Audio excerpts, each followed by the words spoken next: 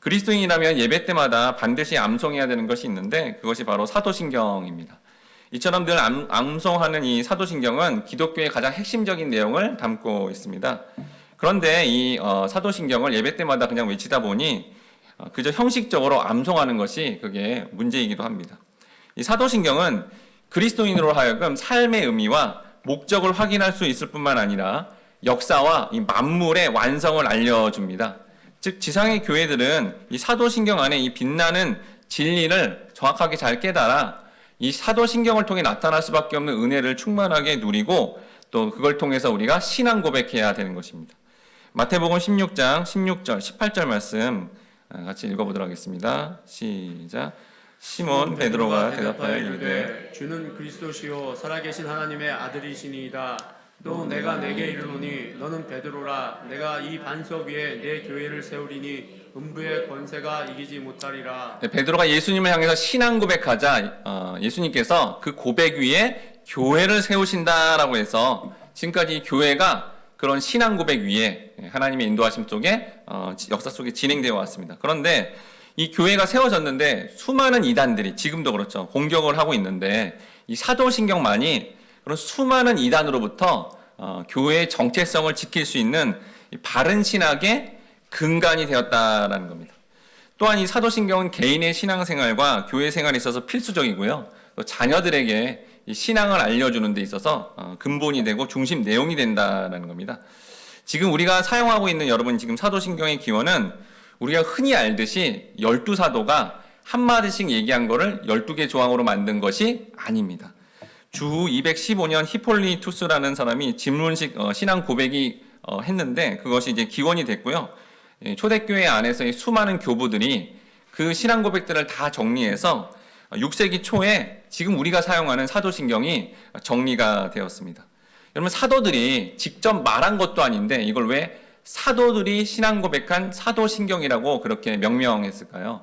왜냐하면 이 사도신경의 모든 내용들이 예수님의 12제자 사도들이 반드시 지켜야 되는 그 지키는데 자기 목숨까지 내어놓는 아주 중요한 신앙의 핵심들이 이 안에 녹아져 있기 때문에 그 복음의 근본이며 또 교회의 근간이 되고 또 신앙생활의 중심이 되기 때문에 이것을 분명히 사도들도 이런 고백을 했을 거다라고 이렇게 생각해서 사도신경이라고 부르게 되었습니다.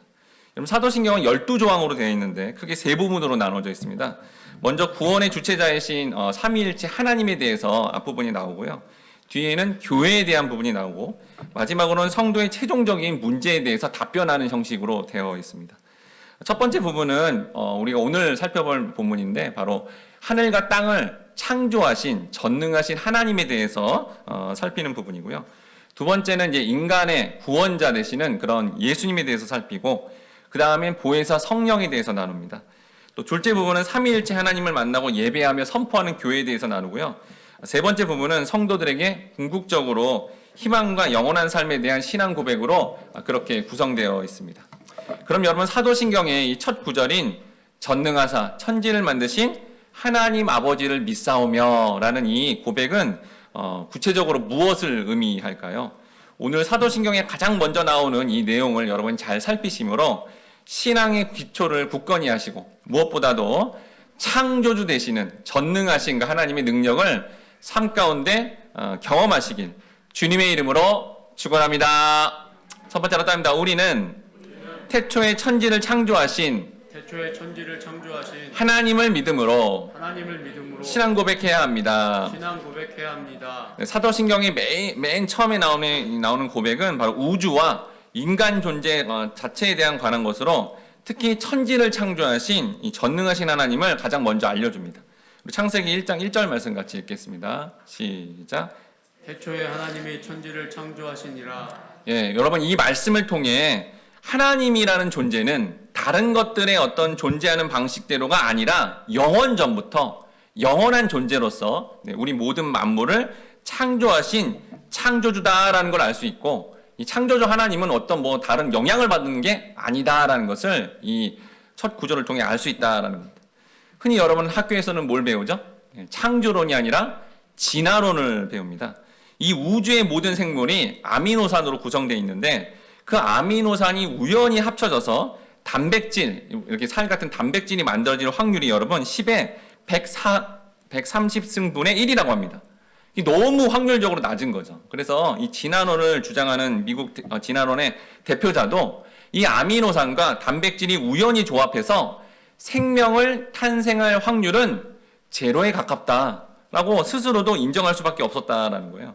그러니까 여러분 태초에 하나님이 천지를 창조하시니라라는 이 창조론이 결국 진리이며 사도신경의 맨 처음의 내용이고, 우리는 진화론이 아니라 창조론, 하나님이 창조주의다는 것을 사도신경을 통해서 확실히 믿어야 된다라는 겁니다. 그럼 우리가 여러분 창세기 1장 1절에 나오는 태초에 하나님이 천지를 창조했다라는 것은 구체적으로 어떤 의미가 있을까요?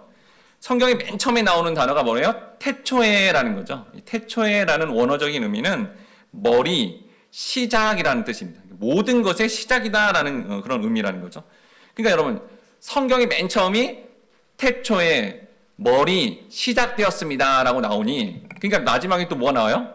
마침인, 종말, 마쳤다라는 말이 나올 수밖에 없다는 거예요. 왜요? 시작을 이렇게 시작으로 머리로 했으니까 그렇다라는 거죠. 그리고 또한 여러분 태초라는 개념에는 뭐가 있냐면, 하나님이 태초에 이렇게 창조하심으로 말미암아 뭐가 생겼냐? 시간이 생긴 거예요. 그 전에 시간이 없었거든요. 근데 태초라는 이 말을 씀으로 말미암아 하나님이 시간을 창조했다라는 겁니다. 그런데 하나님은 시간을 또 어떻게 해요? 초월하신다라는 거죠. 즉 하나님이 창조주인데 모든 피조물에게 뭘 줬어요? 시간을 줌으로 말미암아, 특히 이제 하나님의 형상대로 만든 사람이 이 시간에 어떻게 해요? 구속을 받도록 그렇게 만들어놨다라는 겁니다. 그래서 여러분 많은 사람들이 이 시간에 갇혀서, 특히 이제 나이가 들고 늙어갈수록 이 시간에 어떤 영향을 받잖아요. 그런 과정을 통해서 결국 부족함을 느끼고요. 또한 미래가 매우 불안한 어떤 상황으로 살 수밖에 없다라는 겁니다. 그럼 여러분 왜 창조주 하나님이 이렇게 사람에게 불안과 두려움을 가질 수밖에 없는 이 시간을 왜 창조하셨을까요? 이러한 시간의 한계를 통해 오직 하나님만을 의지하기 위해서라는 겁니다. 시간의 종결 이후에 어떤 결말이 될지를 염려하지 말고 창조하셨으니까 마지막도 우리를 최종적으로 구원하신다라는 것을 우리가 믿어야 된다라는 거죠. 근데 우리가 우리의 가진 것이나 창조주 하나님이 아닌 것에 거기에 의지하려거나 그렇게 눈을 바라보면 우리는 낙심과 불안에 떨 수밖에 없다라는 겁니다. 그런 의미에서 여러분 시작이 있다 그랬잖아요. 그래서 우리 인생이 어떻게 해요? 마무리, 끝이 있다. 개인적으로는 죽음이죠. 그리고 세상적으로는 예수님이 다시 오시는 날 종말이 오게 될 겁니다. 여러분 그게 우리에게 어떻게 보면 축복이다라는 거죠. 젊었을 땐 잘 모르는데요. 나이가 들면 들수록 이제 자신의 어떤 체력, 지적인 능력 이런 것들이 막 이렇게 부족함을 많이 느끼면서 인생 살기가 너무 쉽지 않고 그 마지막 종말인 죽음이 있다는 것 자체가 오히려 우리에게 소망이 되고, 왜 소망이 되죠? 죽음 이후에 우리는 영원한 천국에 갈 수 있다는 그런 소망이 있기 때문에 그렇다라는 겁니다. 결국 여러분 인생의 시간을 통해 우리가 한계를 많이 경험할수록 천지를 창조하시고 마지막에 우리를 최종 심판하실 그 주관자 되시는 하나님을 믿고 만나는 통로가 된다라는 겁니다. 그러면 여러분 우리가 믿는 여기 나오는 태초의 하나님은 어떤 분일까요? 여기 창세기 1장 1절의 하나님은 히브리 말로 엘로힘이라고 합니다. 근데 우리말로 하면 이게 뭐냐면 하나님들이라는 뜻이에요. 하나님이 단수가 아니라 하나님들로 썼어요.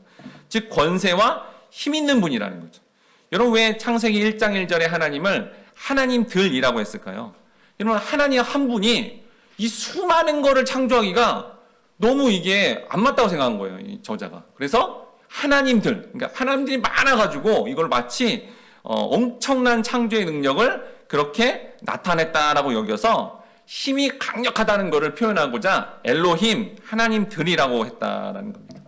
성도인 우리는 이렇게 하나님만이 모든 능력의 주관자임을 믿고 사도신경의 맨 처음에 나오는 전능하신 창조주 하나님을 우리가 확신해야 된다는 거예요.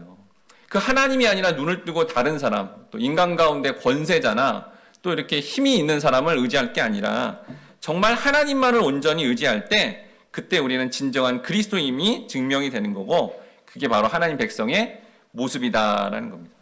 근데 여러분 우리가 이렇게 창조주 되시는 하나님을 믿지 못하고 확신을 갖지 못하면 어떻게 될까요?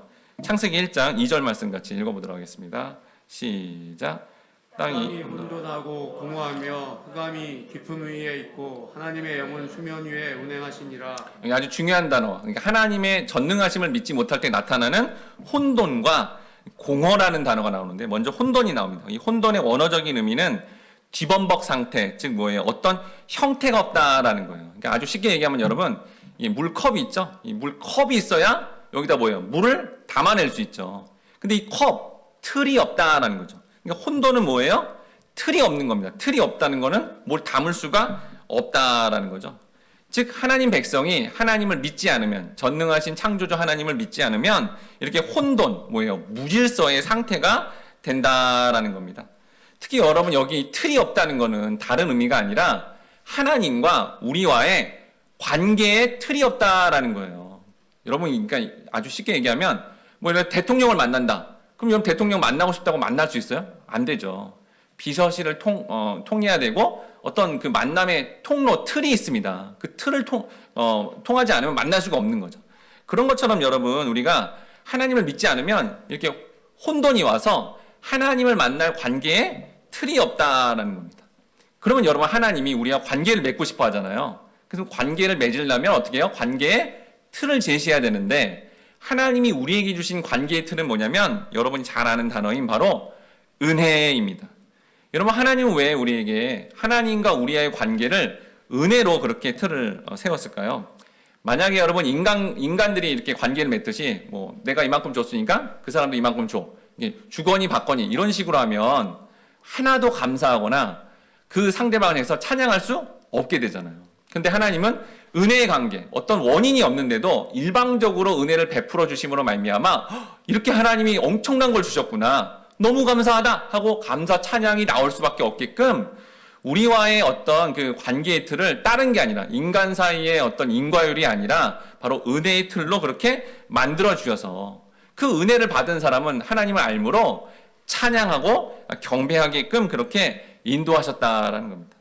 그럼 여러분 하나님이 이러한 관계를 통해서 은혜를 주시는 방법은 구체적으로 뭘까요?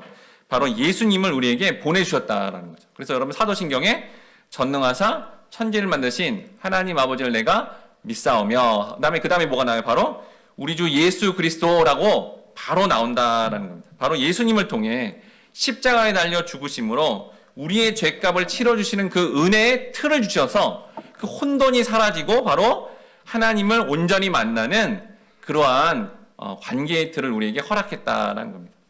또한 여기 아까 얘기했던 공허가 있습니다. 공허는 뭐냐? 자, 은혜의 틀을 가졌는데 여기 뭐예요? 이 공허는 내용물이 없다라는 거예요. 내용물이 채워져야 되는데 그 내용물이 없다라는 거죠. 그래서 여러분 창조주신 하나님이 첫째 날, 둘째 날, 셋째 날에 뭘 했어요? 틀을 만들었어요. 틀을 만드시고 넷째 날, 다섯째 날, 여섯째 날에 내용물을 넣었다라는 겁니다. 동일하게 지금도 하나님 백성에게 은혜로 틀을 만들어 주시고 거기에 내용물을 뭘 집어넣어줘요? 신약시대에 이르러 성령의 9가지 열매를 가득 채워주시는 그러한 삶으로 그 창조주 하나님이 우리의 삶을 인도하신다라는 겁니다. 이렇게 하나님과 인간 사이에 틀인 은혜의 틀을 통해 관계를 맺어서 사랑부터 마지막 절제의 열매가 채워지면 그때 비로소 인간은 뭐예요? 행복해진다라는 겁니다. 그럼 내 자신만의 취미생활이나 또 나만의 어떤 뭐 게임이나 뭐 이렇게 빠지게 되면 뭐 건강도 나빠지고요. 인생도 망치게 됩니다. 하지만 이렇게 예수님을 믿어서 은혜의 틀을 가지면 그 안에 성령의 좋은 마음들이 생김으로 말미암아 우리는 행복하고 만족하게 된다라는 겁니다. 우리가 사도신경의 첫 구절 천지를 창조하신 창조주 하나님을 알아갈 때 우리는 혼돈과 공허에서 벗어나 참 만족과 기쁨으로 그 아버지 되시는 하나님이 주시려고 하는 그 놀라운 하늘의 복을 충만하게 누리고 이렇게 사도신경의 첫 구절을 통해서도 그렇구나 하나님이 이거를 틀을 주셨고 이걸 채우시는 분이구나 라는 걸 깨달아 성령 충만하시기 바랍니다. 바라건대 모든 성도님들이 하나님께서 천지를 창조하신 창조주이심을 알고 그런 하나님을 믿고 믿음으로 고백할 때 혼돈과 공허에서 벗어나 참된 행복을 온전히 누리시길 주님의 이름으로 축원합니다. 두 번째로 따릅니다. 우리는 성도의 삶을 주관하시는 성도의 삶을 주관하시는 하나님을 믿음으로 하나님을 믿음으로 신앙 고백해야 합니다. 신앙 고백해야 합니다. 요한계시록 22장 12에서 14절 말씀 같이 읽어보도록 하겠습니다. 시작. 보라 내가 속히 오리니 내가 줄 상이 내게 있어 각 사람에게 그가 행한 대로 갚아주리라. 나는 알파와 오메가요 처음과 마지막이요 시작과 마침이라. 자기 두루마기를 빠는 자들은 복이 있으니 이는 그들이 생명나무에 나아가며 문들을 통하여 성에 들어갈 권세를 받으려 함이로다. 네, 태초에 천지를 창조한 하나님께서 마지막 때가 되면 모든 인간의 역사를 어떻게 한대요? 최종적으로 심판하신다라는 겁니다. 그래서 여기 계시록에 있는 말씀처럼 시작과 뭐예요? 마침이다라는 거죠. 그러니까 창조주 하나님을 생각할 때 여러분 시작과 마침의 주관자 되신다라는 것을 알아야 된다라는 거예요. 여러분 우리가 어디 가고 싶죠? 나중에 천국 가고 싶죠. 천국에는 어떻게 살아야 되죠? 우리 천국 가면요 사랑해야 됩니다. 네, 사랑해야 돼요. 만약에 그게 사랑으로 이 땅 가운데 이렇게 나타나지 않으면 거기에 합당하지 않은 거예요. 그런데 하나님이 여러분을 선택한 거예요. 사랑하는 존재로. 왜냐하면 천국 가면 사랑하면 살아야 되거든요. 근데 여기서 사랑으로 반응하지 못한다면 하나님이 어떻게 해요? 삶에 개입하십니다. 개입해서 사랑할 수밖에 없게끔 우리의 인생을 만들어간다라는 거죠. 자, 이렇게 하나님이 사랑하는 존재로 그렇게 성도의 삶에 개입하는 이 모든 과정을 뭐라 그러냐면 섭리라고 합니다. 이게 섭리라는 뜻이거든요. 그러니까 섭리라는 것은 하나님이 창조하신 피조계, 특히 이렇게 인간의 창조, 선택받은 성도의 삶에 지속적으로 창조한 이후에 운영해 나가는 모든 과정이 바로 섭리다라는 겁니다. 즉 섭리란 전능하시며 편재하시고 하나님의 능력이시며 하나님의 손으로 모든 것들을 붙드시고 우리의 뭐 건강과 질병, 부와 가난 이 모든 것들이 우연이 아니라 뭐 이렇게 지난번에 말한 우연이 아니라 창조하셨기 때문에 이 하나님 아버지 손에 모든 게 달려 있다라는 겁니다. 마태복음 10장 29절 말씀 같이 읽어보도록 하겠습니다. 시작. 참새 두 마리가 한 아사리온에 팔리지 않느냐. 그러나 너희 아버지께서 허락하지 아니하시면 그 하나도 땅에 떨어지지 아니하리라. 여러분 참새 두 마리가 떨어지는 것도 하나님 아버지의 손이 개입되지 않으면 허락되지 않는다는 거예요. 그러니 여러분 참새 뭐 이런 피조세계의 어떤 생물뿐만 아니라 선택한 성도의 삶에 일어나는 모든 일은 다 뭐예요? 하나님의 개입하심이다라는 것을 우리가 이 말씀을 통해 믿고 받아들여야 된다라는 겁니다. 그러니까 성도의 삶에 일어나는 모든 일은 다 뭐라는 거예요? 하나님의 섭리다라는 거죠. 이걸 히브리서에서는 이렇게 표현합니다. 히브리서 1장 2절에서 3절 말씀 같이 읽어보도록 하겠습니다. 시작. 이 모든 날 마지막에는 아들을 통하여 우리에게 말씀하셨으니 이 아들을 만유의 상속자로 세우시고 또 그로 말미암아 모든 세계를 지으셨느니라. 이는 하나님의 영광의 광채시요 그 본체의 형상이시라. 그의 능력의 말씀으로 만물을 붙드시며 죄를 정결하게 하는 일을 하시고 높은 곳에 계신 지극히 크신 이의 우편에 앉으셨느니라. 여기 붙드신다라는 단어가 나오죠. 이 붙드신다가 바로 하나님의 섭리라는 뜻입니다. 섭리. 자, 그래서 천지를 창조하신 하나님이 만물, 특히 성도의 삶을 붙드시고 있다라는 거죠. 그러니 성도인 우리의 삶에 하나님이 간섭하시고요. 그리고 이끌어간다라는 겁니다. 이 세상에 사실 모든 게 그러니까 이렇게 하나님이 붙드시는 대상이다라는 거죠.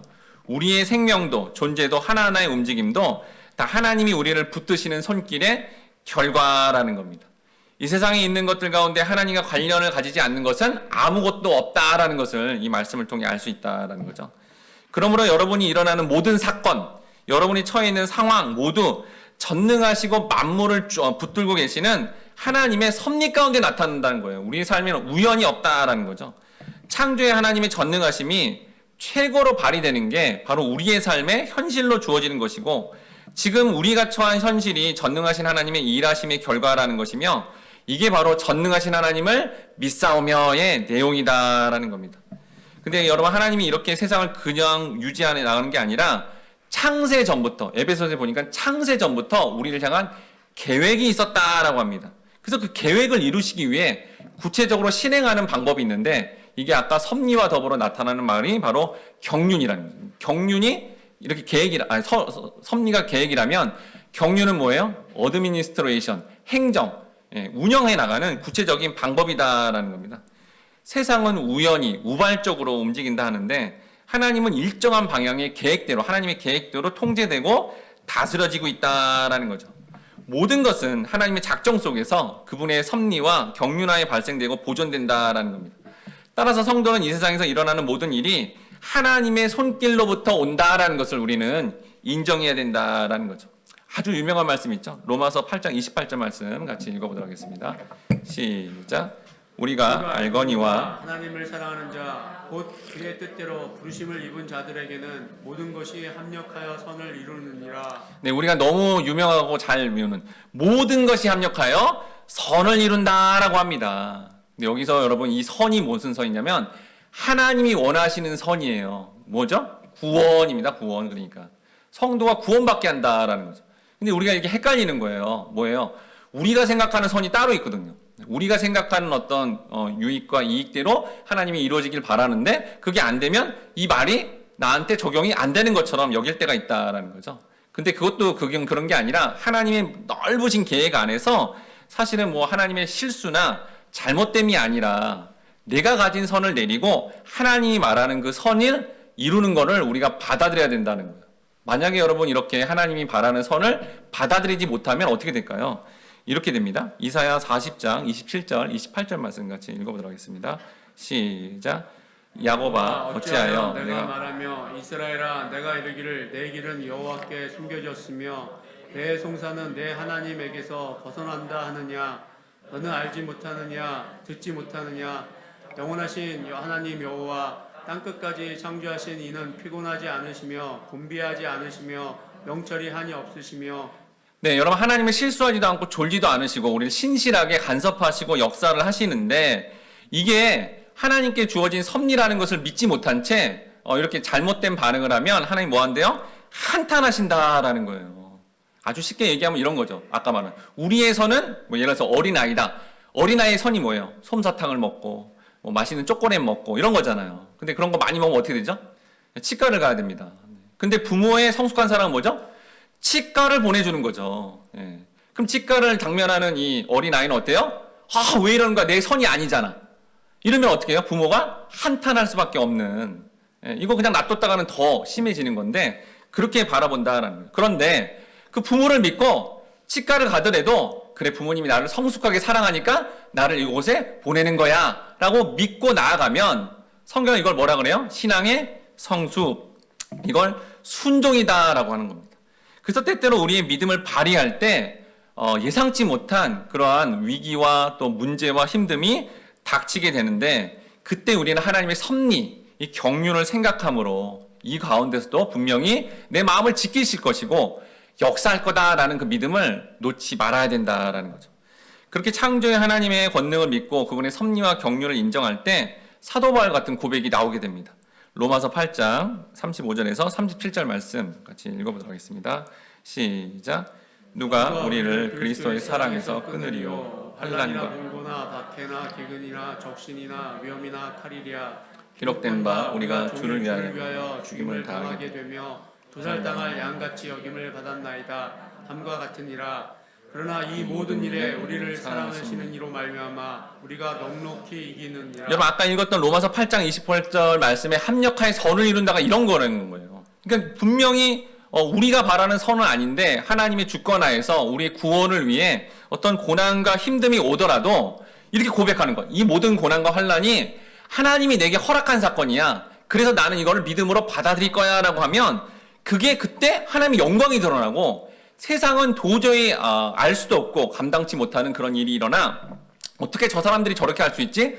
하나님이 하셨구나 라는 것을 극렬히 드러남으로 말미암아 주의 영광과 권능을 그때 드러나는 그런 삶이 된다라는 겁니다. 그러므로 우리는 여러분 하나님이 이 고백을 듣고 싶어 하니까 우리의 삶에 예상치 못한 고난과 환난이 오더라도 이렇게 외쳐야 된다는 거예요. 세상아 그 어떤 것으로도 나를 괴롭혀도 나는 이 말씀을 믿고 의지함으로 나는 흔들리지 않는다. 하나님은 나를 사랑하시고 지금 이 순간도 나를 이끄시며 이 고난도 넉넉히 이길 수 있다라고 이렇게 선언을 하면 이게 오히려 놀랍게도 하나님께 영광이 되고 그리고 전능하신 하나님이 나를 붙들고 유지하며 끝까지 인도하는 과정이다라는 겁니다. 우리는 사도신경의 첫 구절을 통해 창조주 하나님을 아버지라 부르며 그분의 전능하심을 믿고 이렇게 신앙 고백해야 된다라는 겁니다. 그러니 여러분, 그 전능하신 하나님이 우리의 뜻과 계획대로 움직여주지 않아도 너무 실망하거나 왜 내 생각대로 움직여주지 않지? 왜 내 계획대로 이렇게 이루지 않지? 이렇게 원망하는 것을 멈춰야 된다라는 거예요. 하나님은 하나님의 생각대로 한치 오차도 없이 천지를 창조하신 하나님의 당신의 계획 속에서 필요하셔서 허락한 것들을 우리가 현실 속에서 믿음으로 반응한다면 오히려 자기에게 피해를 크게 주고 고통을 준 사람에 대해서도 상처가 남지 않게 되고, 이게 바로 하나님의 간섭하심이며 하나님 앞에 선하게 쓰임받는 삶으로 가게 된다라는 거예요. 여러분, 우리가 잘 아는 요셉이라는 인물이 있습니다. 어렸을 때 하나님이 엄청난 꿈을 줬어요. 자신이 마치 왕처럼 되고 주변의 사람들이 다 전부 절을 하는 엄청난 하나님의 꿈을 받았죠. 근데 현실은 어떻죠? 형들에 의해서 애굽으로 팔려가죠.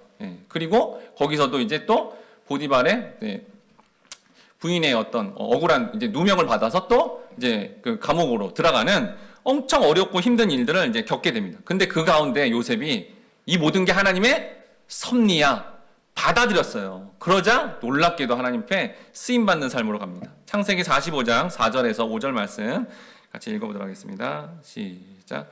요셉이 형들에게 이르되 내게로 가까이 오소서. 그들이 가까이 가니 이르되 나는 당신들의 아우 요셉이니 당신들이 애굽의 판자라.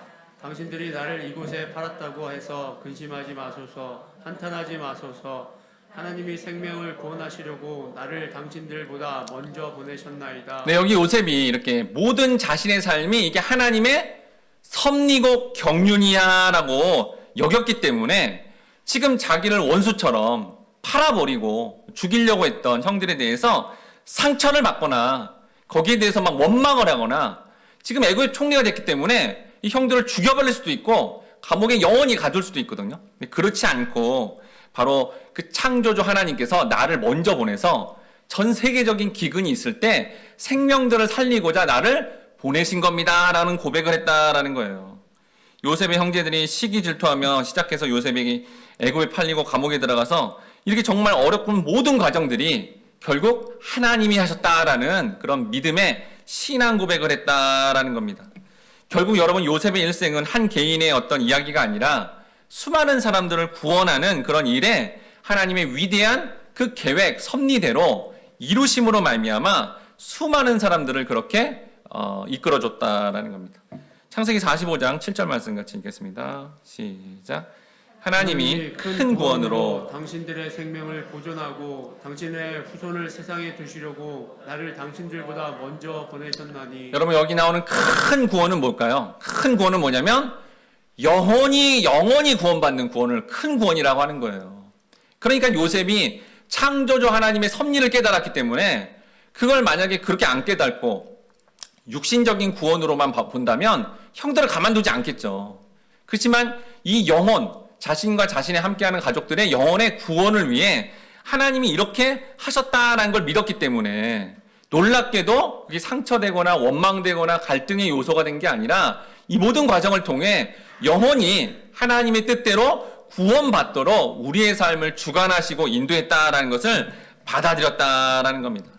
여러분, 세상을 보면 하나님이 무엇을 하는지 잘 모르나 이 말씀을 통해 하나님 이렇게 일하시는구나, 요셉의 인생을 통해서도 이렇게 일하셨구나 라는 이 말씀이 여러분 삶에 자꾸 들어온다면, 요셉을 비롯해서 성경의 인물들, 성경의 말씀을 통해 사도 바울이 저렇게 겪었던 그 고난들 하나님의 섭리 가운데 주어져서 나도 그런 거구나, 예수님이 당한 그 고난들 나도 그렇게 겪는구나 라는 말씀이 이렇게 나에게 다가옴으로 말미암아 내 삶의 고난 가운데 일어난 거를 지금 요셉처럼, 그렇지, 이게 하나님의 섭리였구나, 하나님의 경륜이었구나, 이렇게 여러분 받아들이면 모든 상처에서 벗어나 하나님 앞에 신명나게 쓰임받는 삶으로 우리의 삶을 인도하시고 주관하시고 함께한다라는 거예요. 근데 여러분, 우리가 이 땅에 사는데 성도인데도 자꾸 불안하고 두려운 이유는 하나님이 우리의 인생을 주관한다라는 그 믿음이 흔들리기 때문이다라는 겁니다. 그래서 미래가 불안하니까 열심히 뭘 준비하고 여러 가지를 내가 인간적인 조치를 취하지만 결국 그런 게 다 실패가 되고 결국 하나님이 모든 걸 결정하시고 인도하시고 주관하는 것, 그리고 그게 다 하나님의 뜻이야라고 순복하고 받아들이면 요셉처럼 하나님 앞에 귀하게 크게 쓰임받는 삶으로 가게 되는 것이고, 자신의 예상과 좀 다르더라도 하나님의 결정하심에 순복하고 순종하는 게 우리의 일상의 삶의 유일한 소망이 된다라는 겁니다. 모든 것이 하나님의 섭리와 경륜하에 우리에게 주어지는 것입니다. 여러분의 인생도, 인류의 역사도, 우주의 운행도 모두 하나님의 섭리와 경륜에 의해서 이루어진다는 거죠. 푸틴이라는 사람이 핵폭탄을 누른다. 또 뭐 김정은이 뭐 핵폭탄을 누른다. 여러분, 그 독재자가 눌러서 뭐 세상이 파괴되는 게 아니라는 거예요. 하나님이 통치하고 있고 주관하고 있고 다스리고 있다는 것을 우리가 믿어야 그 불안과 두려움에서 벗어나게 되며 우리에게 주어진 어떤 모든 현실과 상황을 받아들이는 믿음, 순종으로 받아들이게 된다는 겁니다. 이 모든 의미가 뭐예요? 전능하사 천지를 창조하신 그 하나님 아버지를 내가 믿사오며, 앞으로 사도신경 할 때 이 앞절의 의미가 이런 말씀이구나.